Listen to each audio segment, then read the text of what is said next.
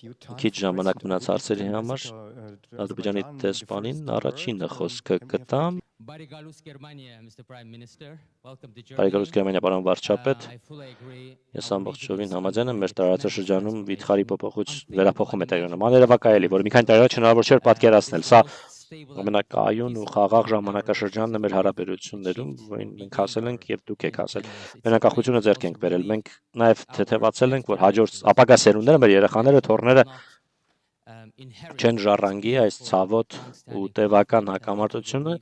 եւ հուսանք մշտապես կապրեն խաղաղության մեջ եւ Ադրբեջանը իհարկե նախաձեռնողներ խաղաղության օրակարգի մենք գործել ենք հստակ եւ նպատակային դուք էլ նշեցիք իրական օգուտները խաղաղությունը բերում է օգուտները մենք կարևոր քայլեր ենք ձեռնարկել ու այլ կարևոր քայլեր էլ դեռ կձեռնարկենք հուսանք շուտով եւ մենք իհարկե հույս ունենք որ մեր ձեռք բերած Վաշինգտոնյան համաձայնությունները կյանքի կկոչվեն լիարժեք այդ թվում իհարկե այդ ճանապարհը տրիփ ուղին որը անխոչնդոտ կապակցվածություն կապահովի Ադրբեջանի եւ իր Նախճեվան շրջանի միջև որը մեծագույն կարեւորություն ունի ինչ վերաբերում է վերջին խոչընդոտին համանդրությանը մենք հույս ունենք որ դա էլ կվերացվի որովհետեւ մենք կարողանանք պաշտոնապես ստորագրել խաղաղության համաձայնագիրը հիմա արդեն մենք ապրում ենք խաղաղության տարաշրջանում երկու կողմերը դա ընդգծում են եւ մի թեթև նոտա մեր գերմանացի ընկերները սիրում են մեզ միշտ հիշեցնել դիտարկենք գերմանա-ֆրանսիական օրինակը բայց ես պիտի ասեմ որ ճշմարտությունը հետեւյալն է Գերմանիայից ու Ֆրանսիայից 18 տարի պահանջվեց մեզից 5 տարի պահանջվեց խաղաղության հասնելու համար ուստի մեր ադրբեջանը հայկական համատեղ թիմը հաղթեց մյուս թիմին 13 տարով 13 տարվա տարբերությամբ մեզ կարող ենք այս առումով շնորհավորել մեր ժողովուրդները խաղաղ միասին ապրել են ու մենք կարող ենք դա նորից անել ես դրա մեջ համոզված եմ ու Ադրբեջանը վճռական է այդ ճանապարհով ընթանալու դեպի խաղաղություն, կայունություն եւ բարեկեցություն մեր տարածաշրջանում շնորհակալություն շնորհակալություն Markus Mecker Մարսը հետևյալն է Պետական իրավիճակի վերաբերյալ հատկապես եկեղեցու բավական շատ շնամական վերաբերմունք կա եկեղեցու կողմից ձեր կառավարության դեմ Նաև ընդդիմության հետ կապված է այս իրավիճակը ինչ եք տեսնում եկեղեցում հասարակությունում իրականում ինչ շանս ունեք հաջողության հասնելու Իմ հարցը հետևյալն է գիտեմ որ շատ ավելի շատ ներկայամետ մոտեցում եք որտեղել իրական Հայաստան հայեցակարգով բայց ես մտածում եմ ինչպես կարելի է իրապես նաև պատմական խոսույթը համապատասխանեցնել արդյոք կա ռազմավարություն միատեղելու պատմական խոսույթները որպեսզի առաջ շարժվեք դեպի ապագա քանի որ սրանն էլ պետք է անդրադառնան Ադրբեջանի ղեկավարները Թուրքիայի ղեկավարները բայց հարցը հետևյալն է ինչպես կարող եք այլ սերունդներ կերտել առանց իհարկե անդրադառնալու նաև պատմության կրթությունը փոխելու հարցին, որը կարող է այլ գաղափար ստեղծել այդ պատկերացում հարևանի մասին։ Ես մտածում եմ կրթական ինչ ռազմավարություն կա երկարաժամկետ հատվածում Շնորհակալություն։ Ինչ կոնկրետ քայլեր կան Հայաստանի համար կապված Եվրամիության ինտեգրվելու հետ։ Գերմանիան եւ Եվրամիությունը ինչպես կարող են պաշտպանել ու աջակցել Հայաստանին այս ընտրությունների ընտրարշավի ընթացքում, ինչպես նաեւ այս քվեարկության օրը ռուսական ազդեցությունից պաշտպանել ընտրություններին միջամտելու փորձերից Ռուսաստանի կողմից։ Ես կարծում եմ դեռ Բաքվում պահվող 20 թվականի պատերազմից հետո պահվող պատանդների խնդիրը շատ կարևոր է նշել, քանի որ իմ հասկանալով, եթե խաղաղության համաձայնություն եք ձեռք բերում, միևնույն է պետք է նաև անդրադառնա քայլեր ձեռնարկեք, որպեսզի խաղաղություն ապահովեք, եւ եթե պատերազմից դեռ մարդիկ երևարված են, բանտում են պահվում ու պատանդ են պահվում մի երկրում, որ այդ խաղաղություն եք համաձայնեցնում, ապա ես կարծում եմ իրավական միջոցներ պետք է ձեռնարկվեն եւ ինչպես ասեմ, Հայաստանի լավ, ես կարծում եմ, որ այդքանով սահմանափակվեմ։ Դա խոսքը ձեզ վերադարձեմ։ Շնորհակալություն, ես կսկսեմ մեր մասից ու ռազմավարությունից դեպի Եվրոպական միություն եւ Վրաստանի տեսանկյունից դիտանկյունից։ Գիտեք, մեր օրակարգի գլխավերևում Եվրամիության հետ կապված օրակարգի գլխավերևում դրված է Վրաստանի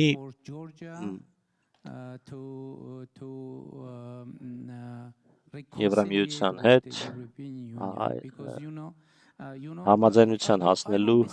ռազմավարությունը։ Անկեղծ ասեմ, ինչու եւ երբ մենք ընդունեցինք այդ եվրոպական ռազմավարությունը, երբ Վրաստանը ստացավ Եվրոպական միության տեխնոցիայի կարգավիճակ, եւ մենք զգացինք, որ մեր ճանապարհը ուղին դեպի Եվրոպական միություն բացվում է, ու մենք տեսանք հնարավորություն մեզ համար, եւ դրանից հետո դժբախտաբար որոշ խնդիրներ ծագեցին Եվրոպական միության եւ Վրաստանի միջև հարաբերություններում, եւ կարծում եմ, որ դա ամենաշոշափելի խնդիրներից մեկն է Հայաստանի համար եվրոպական դիտանկյունից եւ բնականաբար ու ես կարծում եմ այս իրավիճակի հանգուցալուծումը Հայաստանի համար շատ կարևոր է։ Ինչ վերաբերում է պատմության։ Գիտեք, շատ կարևոր է որոշել, թե ինչպես հարաբերվել պատմության հետ։ Դա շատ կարևոր է։ Գիտեք, կա շատ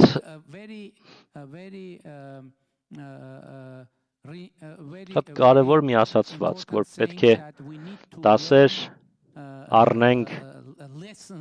պատմությունից։ Բայց գիտեք, բոլորը դրա մասին գիտեն։ Բոլորը դա գիտեն, բայց որն է խնդիրը։ Խնդիրն այն է, որ չկա կոնկրետ ցուցում, թե պատմության որ էջում է այդ որում են այդ դասերը գրված, որ բացենք ցուցումներ չկան, որ վերցրեք պատմության դասագիրք, չգիտեմ, որը տպվել է 1972 թվականին Գերմանիայում կամ Ռուսաստանում կամ Հայաստանում, բացեք տվյալ 173-րդ էջը եւ այդտեղ առաջին բարբերության մեջ էջի գրված են պատմության դասերը։ Մեր տեսանկյունը ուստի հետևյալն է։ Ընդ որում մեր տեսանկյունը մեզ համար, մեր երկրի համար ու մեր ժողովրդի համար հետևյալն է։ Ամենակարևոր ուղերձը մեր պատմության դա պահանջն է չկրկնելու այդ պատմությունը կրկին ու կրկին եւ փորձելու բացվել ու ստեղծել ամբողջովին նոր պատմություն, կերտել նոր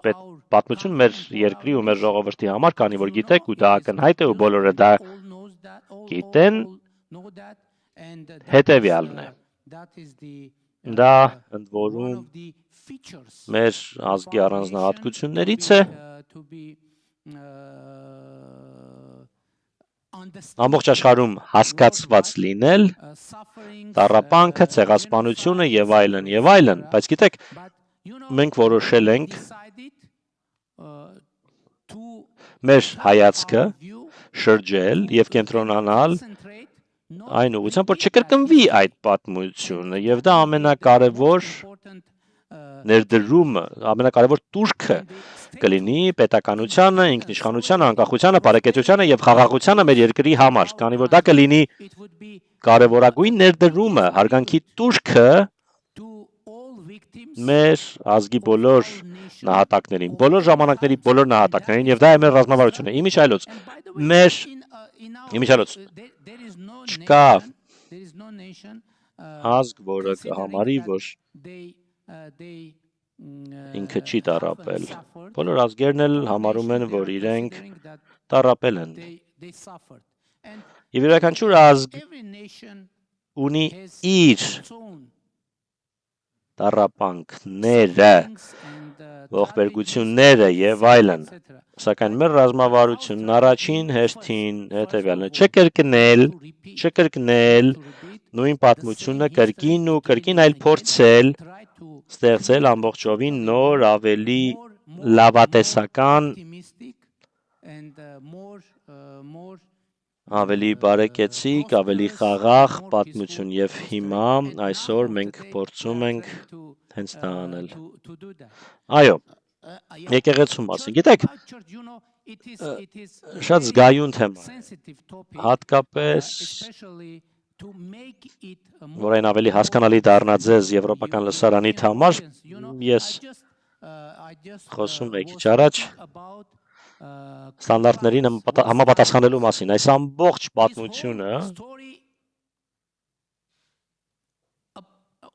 եկեղեցու թեմայով զուտ համապատասխանելու մասին է։ Նախ եւ առաջ համապատասխանությունը եկեղեցու իր իսկ կանոններին։ Ինչ ենք մենք ցանկանում։ Մենք ցանկանում ենք տապանցիկություն, հաշվետվողականություն, համապատասխանություն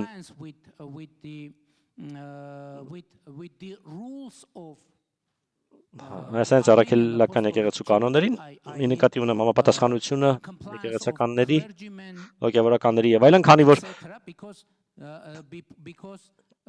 չհամապատասխանելու իրավիճակը հոգևորականներին դարձնում է ավելի խոցելի արտաքին ազդեցության նկատմամբ եւ նրանց կներեք, որ այսպես եմ ձևակերպում, գործիք դարձնելու արտաքին ազդեցության համար։ Մենք ընդամենը ուզում ենք համապատասխանություն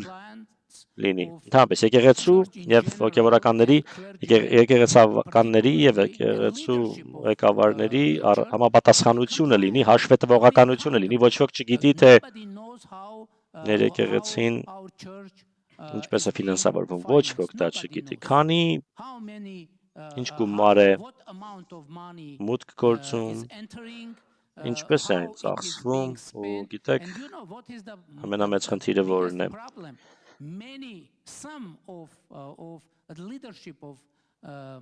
Հոգևորականների ղեկավարներից ոմանք ապրում են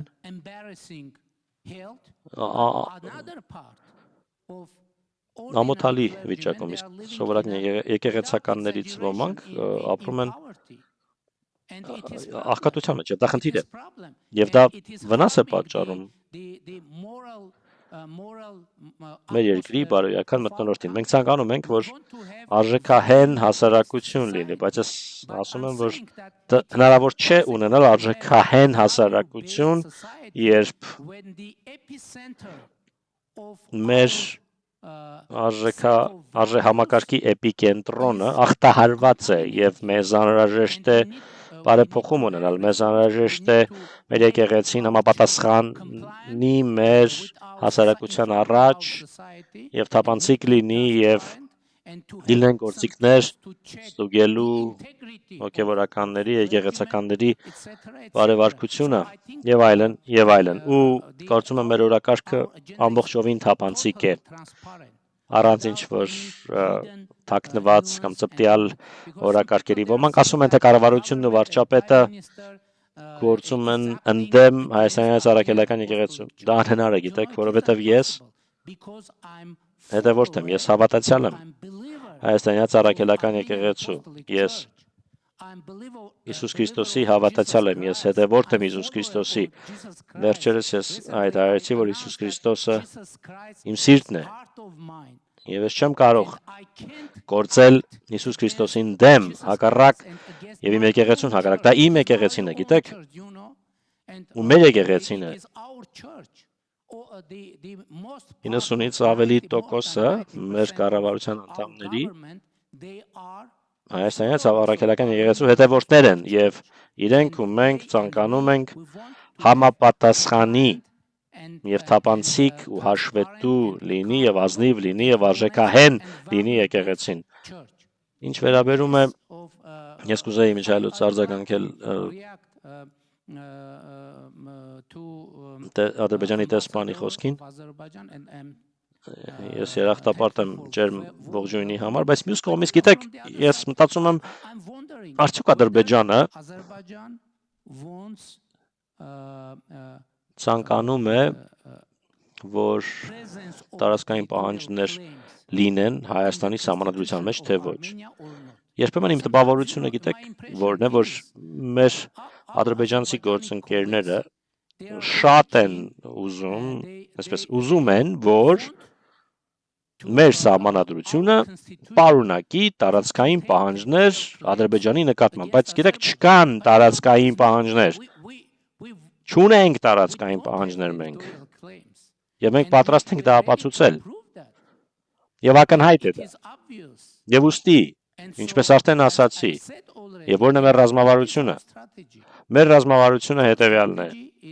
լինել հետևողական առանց լարվածության եւ դրական եւ խաղաղ մթնոլորտում ներկայացնել ու բացատրել մեր դիրքորոշման բոլոր նշբությունները, բայց գիտեք, իրականությունը հետևյալն է, անգամ հաշվի առնելով, որ Ադրբեջանը անկեղծորեն կարծում է, որ կան տարածքային պահանջներ Հայաստանի սահմանադրության մեջ, գիտեք, ամենաարագ լուծումը այդ խնդրի որն է։ Ստորագրել խաղաղության համաձայնագիրը եւ ուղարկել դա, արդեն ասել եմ, դա պարտադիր է եւ երբ Հայաստանի կառավարությունը այն ուղարկի մեր սահմանադրական դատարան եւ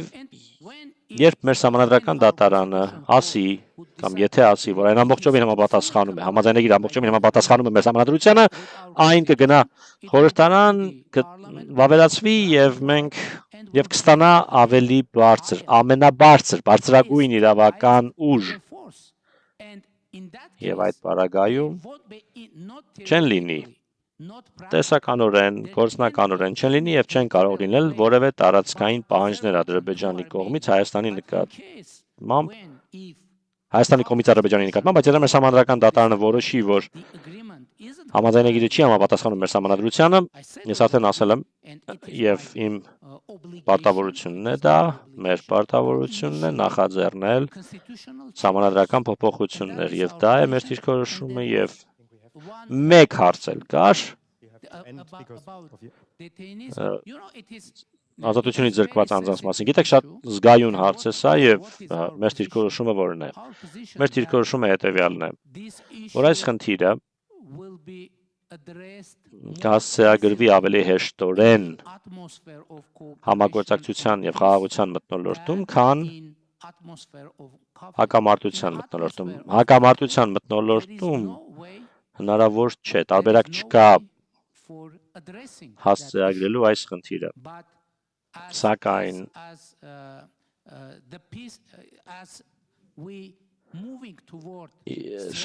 քանի որ մենք ընթանում ենք խաղաղության ամրապնդման ուղղությամբ, ավելի ու ավելի իրատեսական է դառնում փոքր քայլերով այդ խնդրի լուծումը։ Դա է մեր դիրքորոշումը։ Ուստի խաղաղություն հաստատելը նշանակում է լուծել